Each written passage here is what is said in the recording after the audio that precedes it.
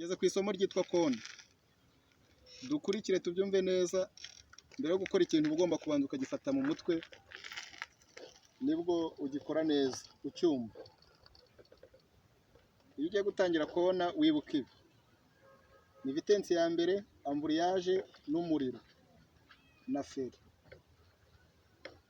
Muri kona, kuri buri kona dusigaho santimetero hagati ya 40 na 50.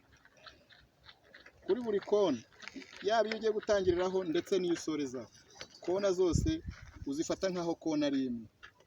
Dutangire.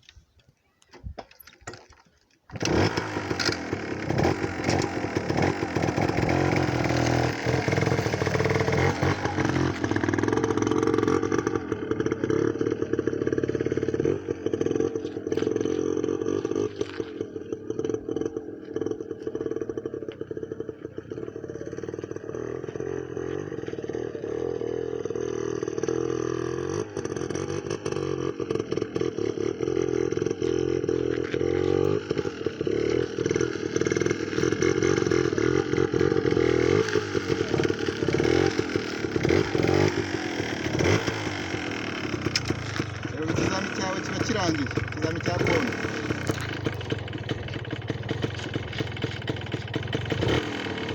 Mbibutsa yuko umuntu ukundira isomo wumva rimufasha akora subscribe, n'andi masomo akajya agenda amugeraho.